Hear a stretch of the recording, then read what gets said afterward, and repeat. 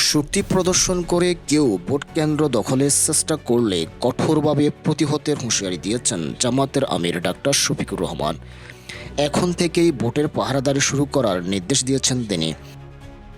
Doctor Shafiqur Rahman বলেন, যে কোনো জালিয়াত, ভোট চোর, অবৈধ ইঞ্জিনিয়ার যেন জনগণের কপাল নিয়ে খেলতে না পারে। বিজয়ের মালা গলায় পরিয়ে দিয়ে তারপর ঘরে ফেরার আহ্বান জানান ডাক্তার শফিকুর রহমান। নির্বাচনী প্রচারণার শেষ দিনে ঢাকায় বিভিন্ন আসনে জনসভায় অংশ নিয়ে এসব কথা বলেন জামাতের আমির। এর সময় জনসভায় অংশ নেয় 11 দলীয় ঐক্যের নেতাকর্মীরা। নির্বাচন নিয়ে ষড়যন্ত্রকারীদের সতর্ক করেন তারা।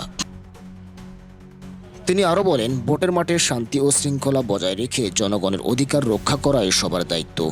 আইনের মধ্যে থেকে ঐক্যবদ্ধ প্রতিরোধ গড়ে তুলতে দলীয় নেতাকর্মীদের সজাগ থাকার আহ্বান জানান তিনি।